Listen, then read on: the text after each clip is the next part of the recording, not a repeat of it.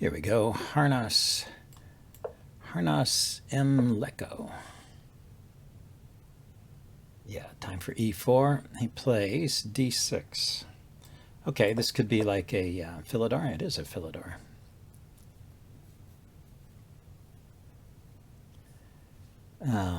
So what now? It's been a while. I think you just play the normal move here. And that's a slight mistake. This could lead to the Morphe game, I suppose.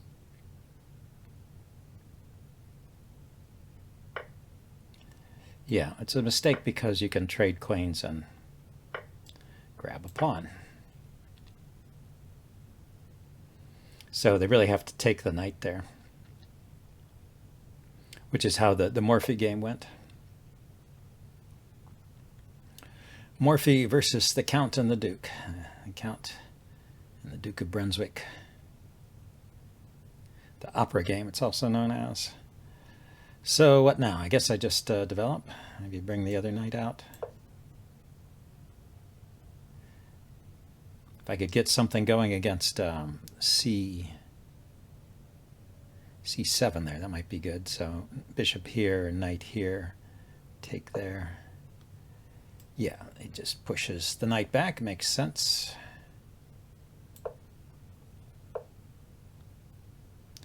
It's going to pin there too. I don't really care about that. I might castle queenside with check. That would be fun.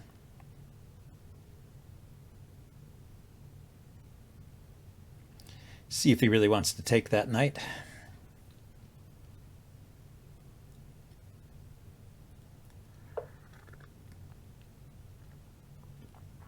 He's waiting till I castle. So I can't do any tricks like bishop takes a knight here check because because my knight is hard pinned against my king. If I castle queenside, it pins the knight, but it's not a check anymore. So let's prepare to castle kingside then to unpin that knight. And if he wants to find security for his king, he may have a bit of trouble.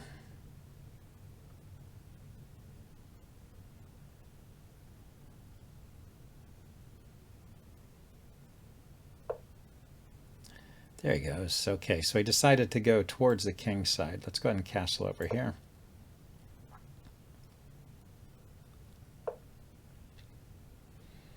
And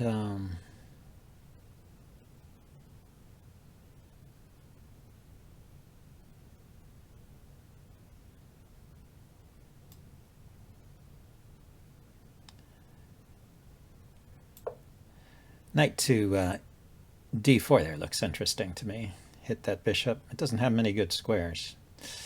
It can come to yeah, it can come to c4, I guess. Okay, let's kick his pieces around a little bit. It looks like they're short of squares. I guess he can come back to c5. Or he could go that way. I was going to say, if he went to c5, I could kick him again. I can kick him again, but he's got a square back here he can go to. So now knight d4, hitting the bishop. The bishop comes here. I move the rook out.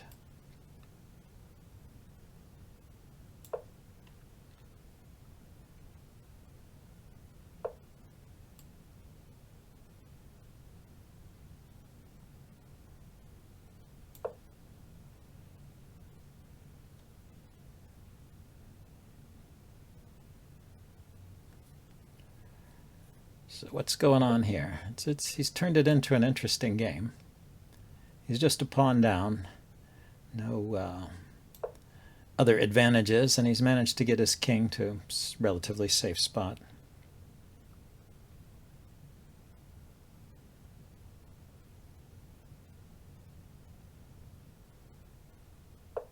Yeah, I'm wondering about the bishop. And there's also the issue of this pawn here.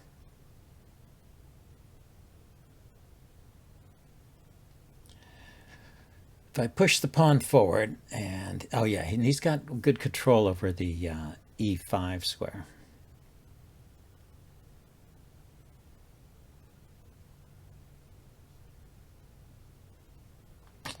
Okay, yeah, it looks like this was a mistake. Well, let's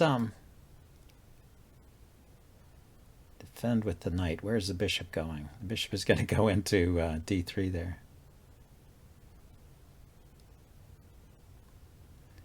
Ah, here's an idea. I can play bishop c2 and defend the pawn that way.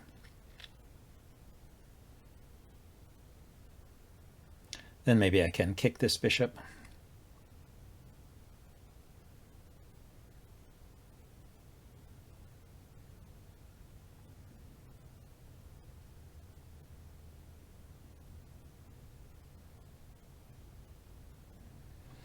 If he moves his knight to attack my pawn, I can then, I think, push the pawn forward, which will help expose his king. Maybe I can do that. But he goes that way. Okay, that's all right. Just blockading. Let's trade once. Well, first, let's check, and can I do anything against the bishop here? If I play b3, here it's just a trade. No, I take it. Here I take it. Here I take it. It goes back here, or it comes back here. Yeah, it looks like b3 is a good idea here.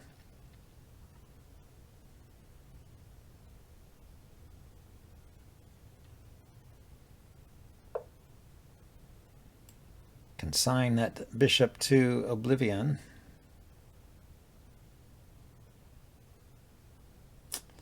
Although it opens up a line for his other bishop.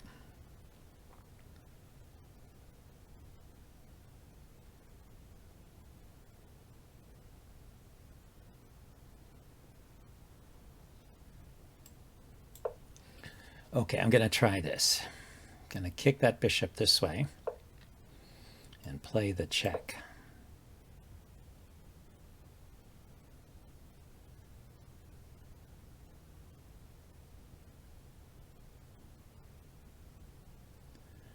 Try and uncoordinate his king position there.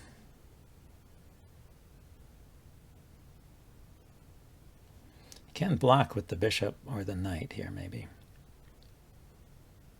It'd be a way to make sense of this piece on a6.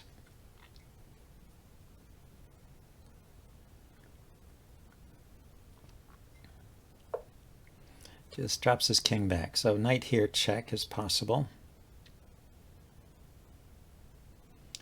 And wins the exchange, right?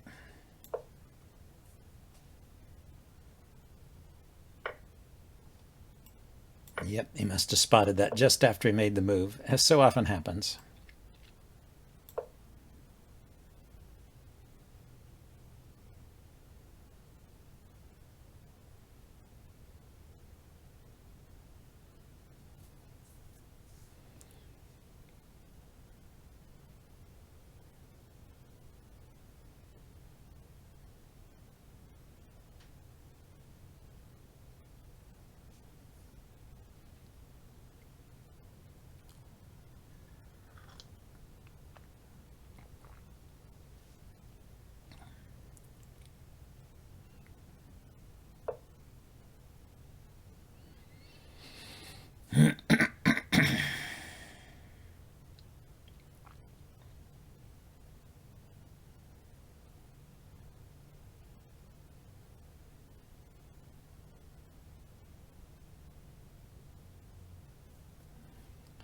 I'm thinking, if I just trade here on d5 twice, knight takes, bishop takes, pawn takes, then I'll be able to push this pawn forward. But that's not such an accomplishment. Maybe I should just trade once so I can push the f-pawn forward here if need be. And then, oh, I took with the pawn. Then double rooks. Just double up here. On the d file, take over the d file. Invade on. Yeah, that's a good move. Harass my bishop.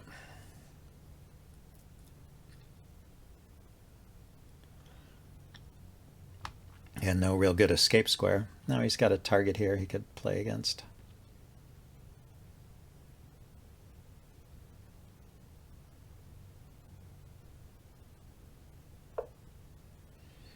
And he's targeting my f-pawn, but it's adequately defended at the moment. Rook and bishop defending it. Might just unpin it too. But I think even better is the penetration with the rook here.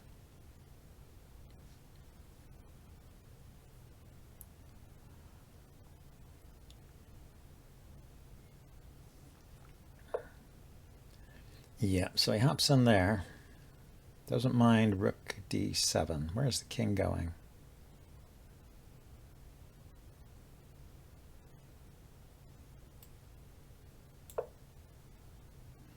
He comes forward to have rook e6, which should be mate. Well, maybe not. He could have dropped back here and then blocked here. So now I have bishop here. Or maybe just take over the 7th rank like this.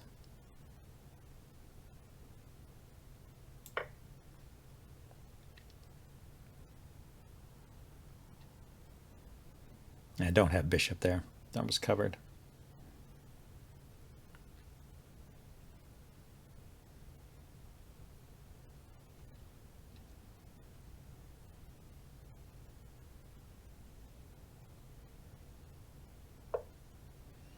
Yeah. Okay, you can have a take back.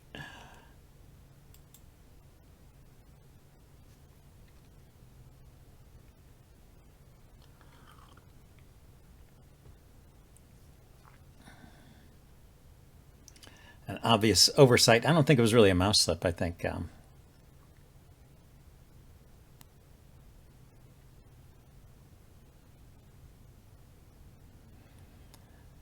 I think he just made a mistake, overlooked that, but I'll give it to him.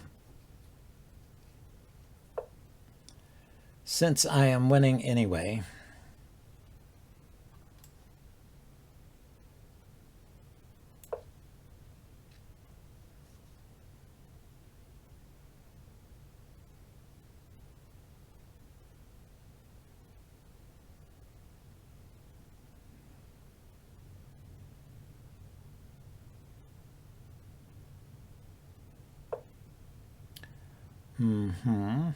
oh, so we can win a pawn here.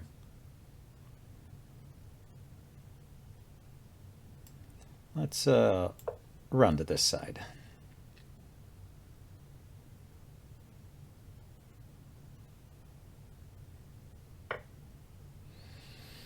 So he chose to win the bishop instead of winning a pawn. I guess he was going to be losing the pawn here on e5, which might have been annoying.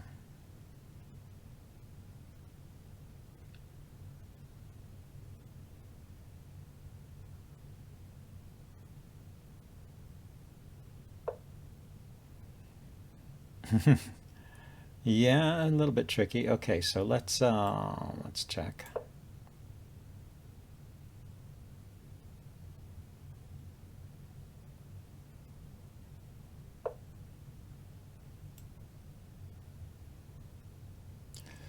I have an idea here. Let's see if I can get to it.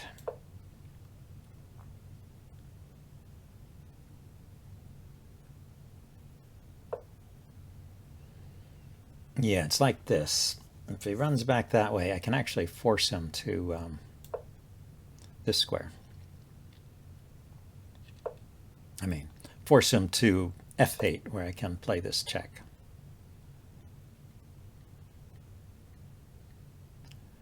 Which will get the rooks off. Or not. I'll take, yeah, it gets one rook off. He has 2 rooks. I have 2 rooks hanging, but he can only take one of them.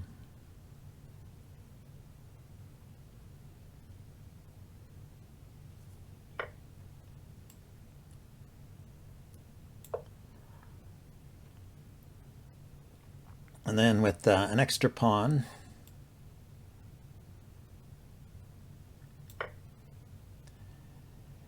and rook versus bishop, I should be good here.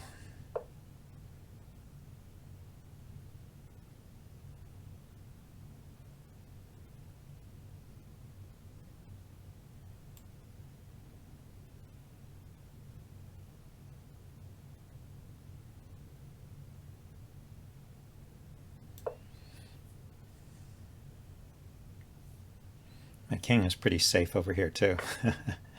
His king is exposed. My rook, I have to watch out for my rook. Sometimes the bishops can get something going against the rook.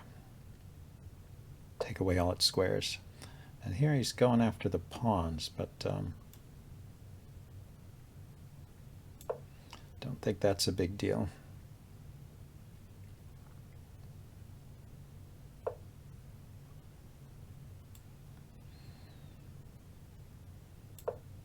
So let's gang up on this king side pawn here.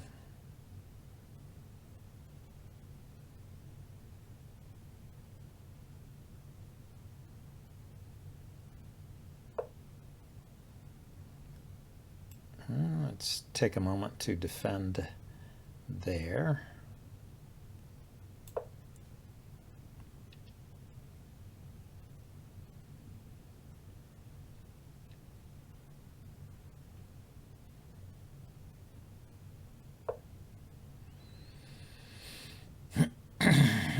Okay, push. I see, if I push, he can play his bishop to here.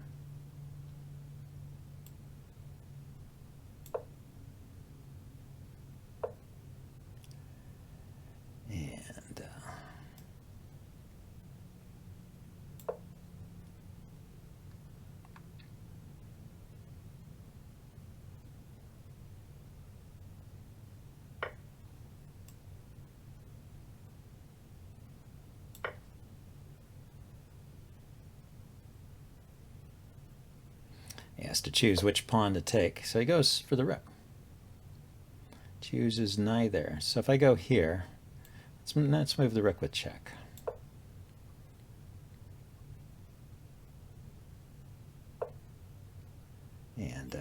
And we can defend this pawn, and then we'll start pushing the other pawn.